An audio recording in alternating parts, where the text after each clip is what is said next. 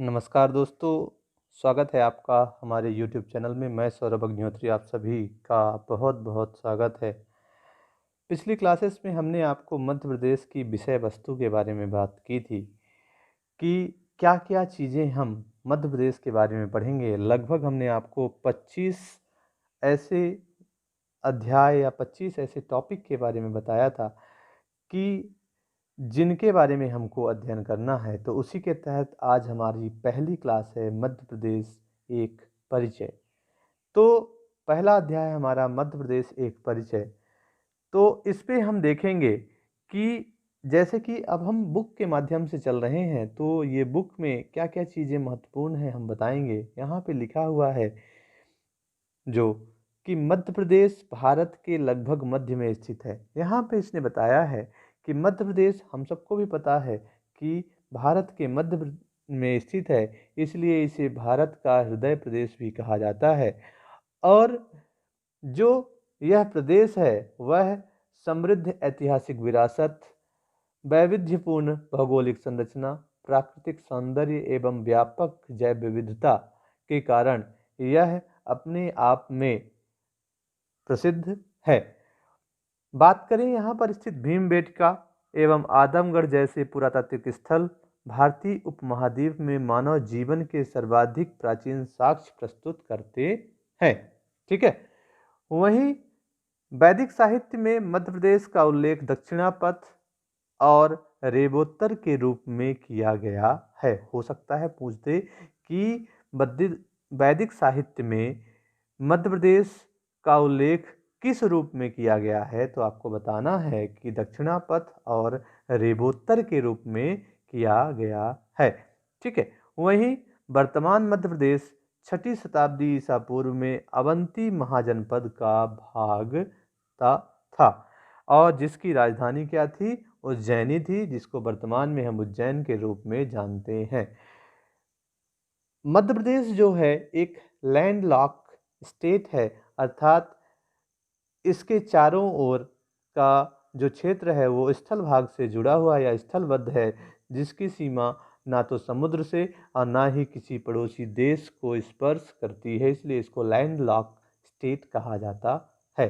वहीं सतपुड़ा एवं विंध्याचल पर्वत श्रृंखलाओं से आच्छादित यह प्रदेश अनेक नदियों का उद्गम स्थल है, इसलिए इसे नदियों का मायका भी कहा जाता है। तो क्वेश्चन आपसे यहाँ पूछा जाएगा कि मध्य प्रदेश को और किस नाम से जाना जाता है, तो मध्य प्रदेश को नदियों के मायका के नाम से भी जाना जाता है, सोयाबीन स्टेट के नाम से भी जाना जाता है, टाइगर स्टेट के भी नाम से जाना जाता है, हृदय प्रदेश के नाम से भी जाना जाता है और मध्य प्रदेश के नाम से भी जाना जाता है। और यह एक प्रकार का स्थलबद्ध राज्य है। नर्मदा, ताप्ती, क्षिप्रा, चंबल, सोन आदि नदियां न केवल यहाँ की धार्मिक सांस्कृतिक परंपरा की पोषक हैं, बल्कि इन्होंने सिंचाई एवं बहुउद्देशीय परियोजनाओं के माध्यम से प्रदेश की कृषि एवं औद्योगिक विकास में महत्वपूर्ण भूमिका निभाई है। मतलब कहने का यहाँ पे ये है कि ये नदियाँ अपने धार्मिक सांस्कृतिक परंपरा के लिए प्रसिद्ध तो हैं ही, लेकिन यहाँ ये नदियाँ बहुउद्देशीय परियोजनाओं के लिए तथा सिंचाई के लिए भी महत्वपूर्ण भूमिका निभा रही हैं। अब यहाँ पर देखें कि मध्य प्रदेश की भौगोलिक स्थिति एवं विस्तार कैसी है। तो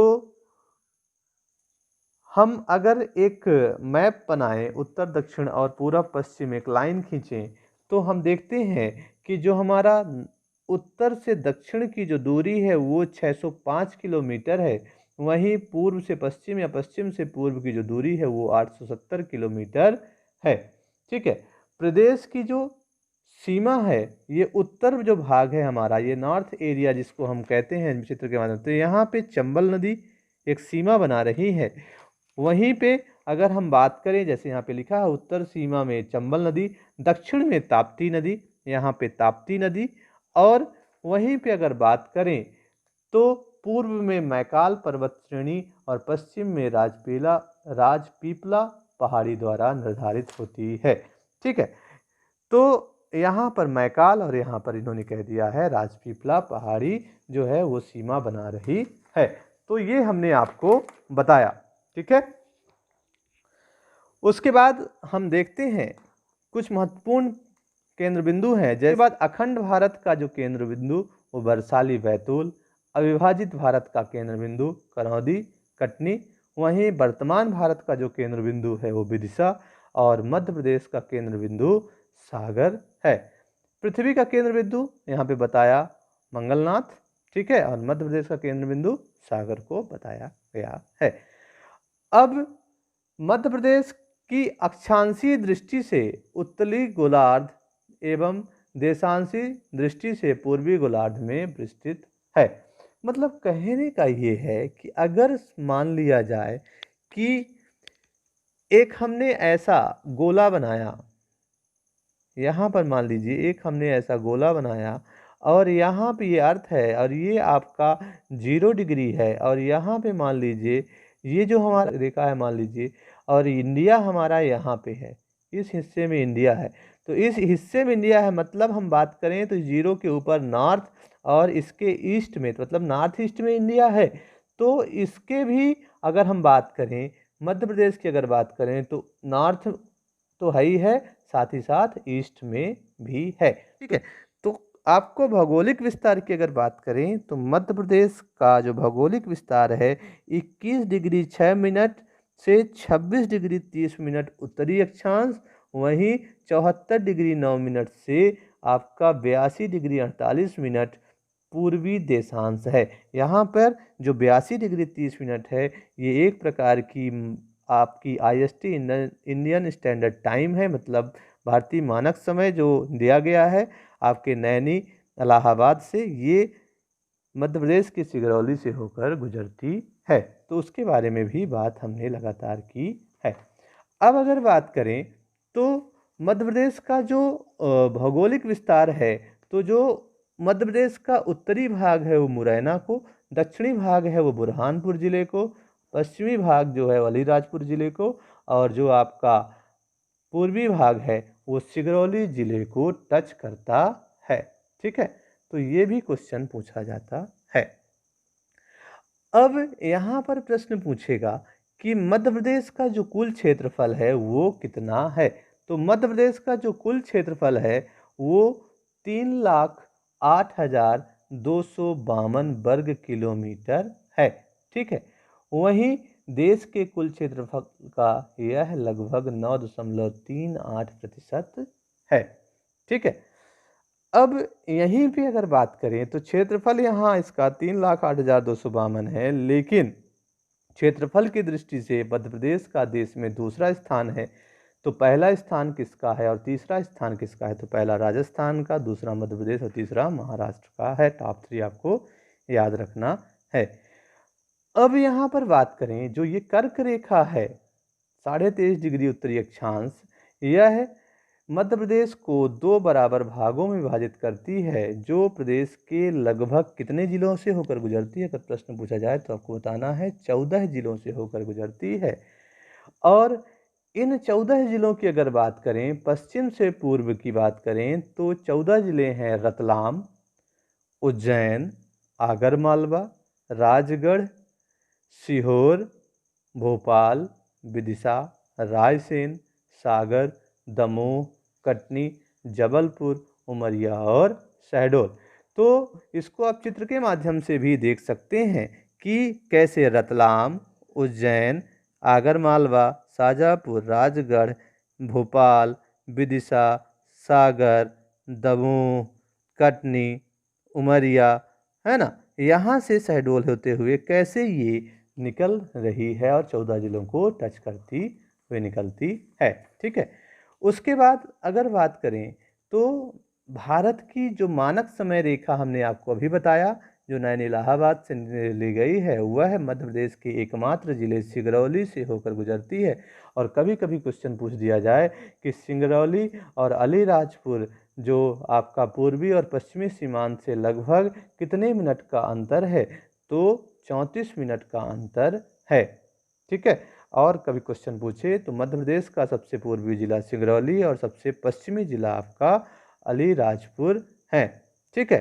तो जो सूर्योदय का जो डिफरेंस है वो दोनों के बीच में लगभग आधे घंटे का अंतर होता है। अब यहाँ पर कभी कभी प्रश्न पूछ दिया जाए कि मध्य प्रदेश के जो सीमावर्ती ज़िले हैं वो कौन कौन से हैं, ठीक है। तो उन सीमावर्ती ज़िलों में और उसके अलावा सीमावर्ती जो राज्य हैं उनके बारे में भी बात करेंगे। मतलब जो हमारे मध्य प्रदेश के सीमावर्ती राज्य हैं उनसे मध्य प्रदेश के कौन कौन से ज़िले टच कर रहे हैं।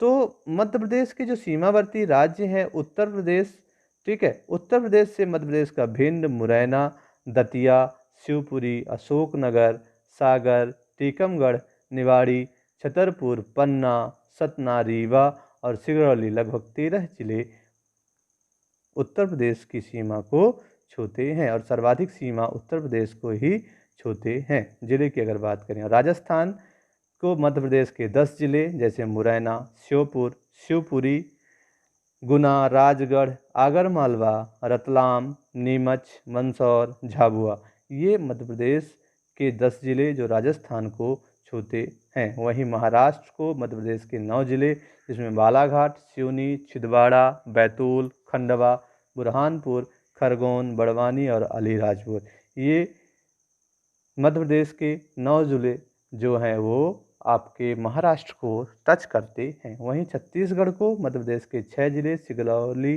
सीधी, शहडोल, अनूपपुर, डिंडोरी और बालाघाट जो कि छत्तीसगढ़ को छूते हैं। वहीं गुजरात को 2 जिले झाबुआ और अलीराजपुर। तो सबसे ज़्यादा सीमा उत्तर प्रदेश और सबसे कम गुजरात, ठीक है, सर्वाधिक और न्यूनतम।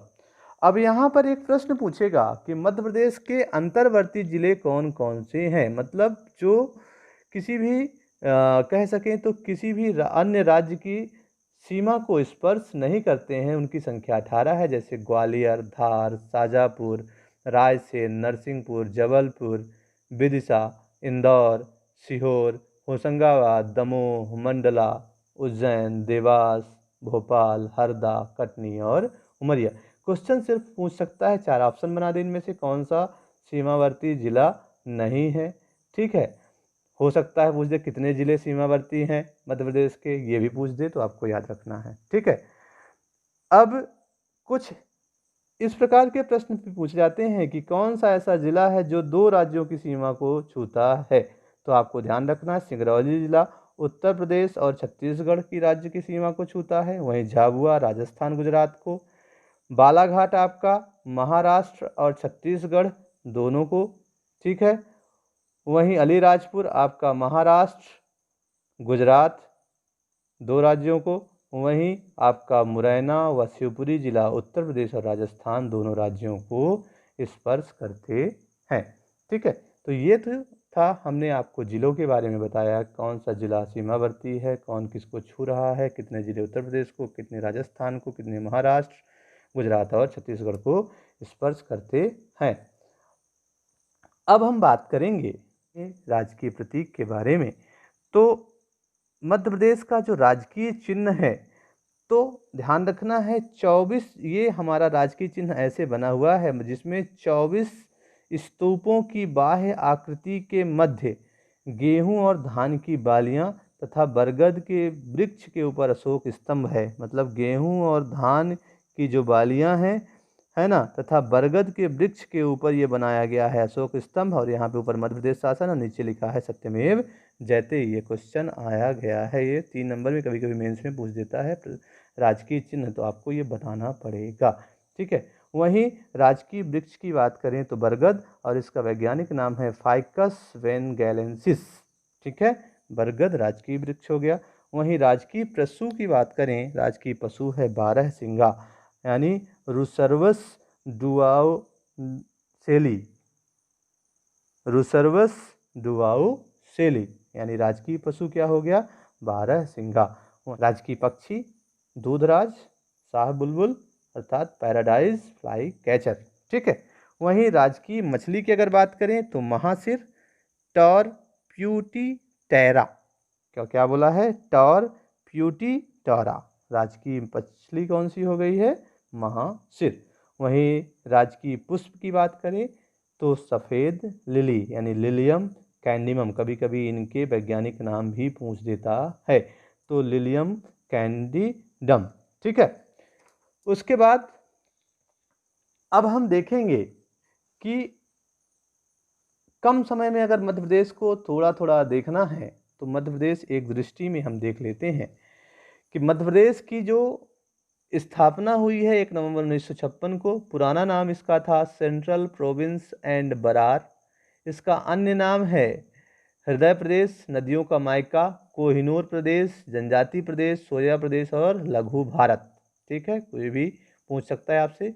मध्य प्रदेश को हृदय प्रदेश की संज्ञा देने वाले व्यक्ति हैं पंडित जवाहरलाल नेहरू। ठीक है, राजधानी है आपका भोपाल। राज्य दिवस मनाया जाता है 1 नवंबर को। अंतिम पुनर्गठन हुआ है 1 नवंबर 2000 को। इसकी आकृति है आयताकार। इसका क्षेत्रफल है 3,08,252, हमने बता दिया है। क्षेत्रफल की दृष्टि से भारत में स्थान दूसरा है। क्षेत्रफल कितना है भारत कुल क्षेत्रफल का? 9.38%। ये हमने बता दिया। 605,870 किलोमीटर।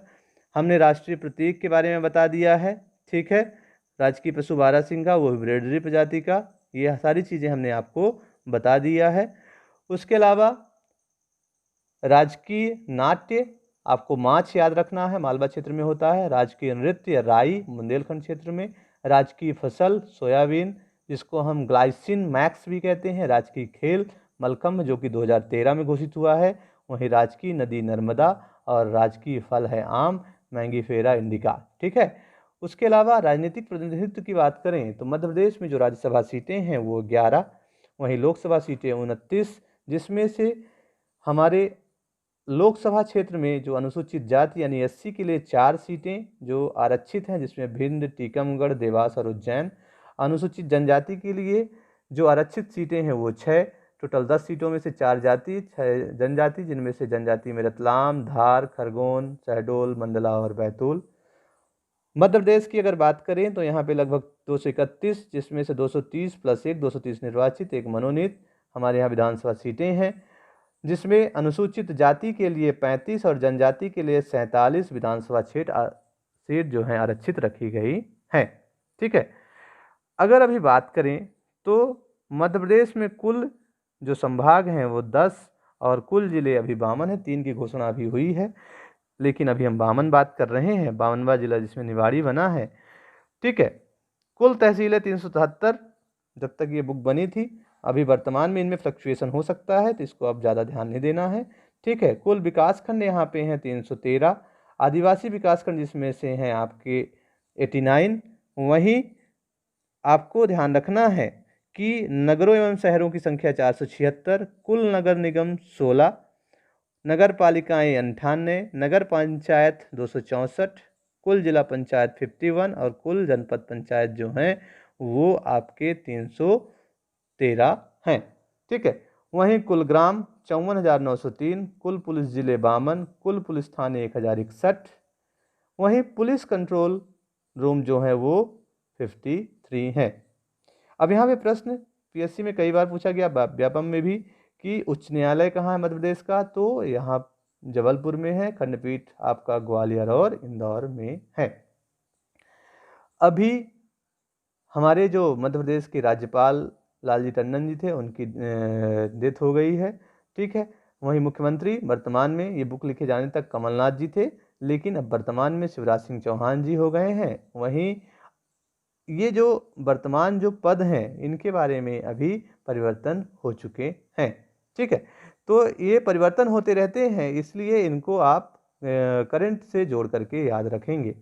ठीक है, वहीं मध्य प्रदेश की जो कुल जनसंख्या है 7,26,809 अर्थात 7,26,26,809 है।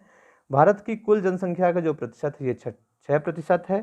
ठीक है, 2011 की जनगणना के अनुसार भारत में स्थान है इसका 6वां। वहीं तेलंगाना के गठन के बाद भारत में स्थान जनसंख्या की दृष्टि से देखा जाए तो वो 5वां है। तो ये हमारा एक शिशु लिंगानुपात की बात करें। ठीक है, तो जनसंख्या की दृष्टि से जो दशकीय वृद्धि दर थी वो 20.35 थी। ठीक है, ये क्वेश्चन कई बार पूछा गया है। फिर कुल जनसंख्या वृद्धि कितनी हुई है? तो 1,22,78,786 हमारे यहाँ की जो वृद्धि दर थी वो इतनी थी। उसके अलावा सर्वाधिक दशकीय वृद्धि दर वाले जो जिले थे इंदौर, झाबुआ, भोपाल, सिंगरौली और बड़वानी, वहीं न्यूनतम 10 की वृद्धि दर वाले जिले जो थे वो अनूपपुर, बैतूल, छिंदवाड़ा, मंदसौर और बालाघाट थे। क्षेत्रफल की दृष्टि से सबसे बड़ा जिला अगर बात करेंगे तो वो है छिंदवाड़ा। वहीं सबसे छोटा जिला क्षेत्रफल की दृष्टि से तो 2011 के अनुसार दतिया था, 2013 में आगरमालवा बना तो आगरमालवा हो गया, लेकिन 2018 में जब निवाड़ी बना तो फिर निवाड़ी क्षेत्रफल की दृष्टि से सबसे छोटा जिला हो गया है। जनसंख्या घनत्व तो यहाँ पे 236 व्यक्ति प्रति वर्ग किलोमीटर। ठीक है, जनसंख्या घनत्व की दृष्टि से भारत में मध्य प्रदेश का स्थान 17th है, ध्यान रखना है आपको। सर्वाधिक जनघनत्व वाले जिले जो घटते क्रम में अगर बात करें तो सबसे ज़्यादा अगर हैं भोपाल में 855, फिर इंदौर, जबलपुर, ग्वालियर और मुरैना। वहीं न्यूनतम जनघनत्व में डिंडोरी, श्योपुर, पन्ना, रायसेन और बैतूल आते हैं। ठीक है, फिर अगर बात करें तो अधिकतम 80 जनसंख्या वाले जिले कौन कौन से हैं तो इंदौर, उज्जैन, सागर, मुरैना और छतरपुर हैं। वहीं न्यूनतम 80 जनसंख्या झाबुआ में है। और ये हमारा जननांकिकी है, तो इसको हम आगे जननांकी वाले अध्याय में चर्चा करेंगे, तो इसको आप इसको अच्छे से देख लीजिए। ठीक है, और इसको याद कर लीजिएगा। ठीक है, तो ये हमारा जो जननांकी वाला हिस्सा है, न्यूनतम साक्षरता दर पुरुष में आपका अलीराजपुर, सर्वाधिक साक्षरता दर महिला में भोपाल, न्यूनतम साक्षरता दर महिला में भी अलीराजपुर, पुरुष में भी अलीराजपुर। ठीक है, सर्वाधिक जनसंख्या वाले जिले इंदौर, जबलपुर, सागर, भोपाल, रीवा। ठीक है, ये टॉप 5 आपको याद रखना है। और न्यूनतम जनसंख्या वाले जिले बढ़ते क्रम में अगर बात करें तो हरदा, उमरिया, श्योपुर, डिंडोरी और अलीराजपुर हैं। तो ये हमारा कुछ जो जननांकी वाला हिस्सा है इसको आप देख लीजिए, नोट कर लीजिएगा। इसको हम बताएंगे जननांकिकी वाले टॉपिक पे जब चर्चा करेंगे। वहीं यूनेस्को द्वारा विश्व धरोहर स्थल जो है उसमें 3 स्थल हैं जो शामिल हैं, भीमबेटका, सांची और खजुराहो। अभी तक 3 है, चौथा प्रस्तावित है। तो जैसे ही नाम आएगा तो हम उसके बारे में पूरी चर्चा करेंगे। तो ये था आज का हमारा टॉपिक, इसको आप अच्छे से देख लीजिए। सामान्य परिचय है, इनके बारे में हम अच्छे से अंदर पढ़ेंगे दूसरे अध्याय से। पूरा एक एक चीज़ बात करेंगे, पूरा बृहद तरीके से बात करेंगे। ये था एक प्रकार का सामान्य परिचय। ठीक है, इसको अच्छे से पढ़ लीजिए, ख्याल रखिए अपना, और साथ ही साथ हमारे चैनल को लाइक और सब्सक्राइब जरूर करिएगा। धन्यवाद।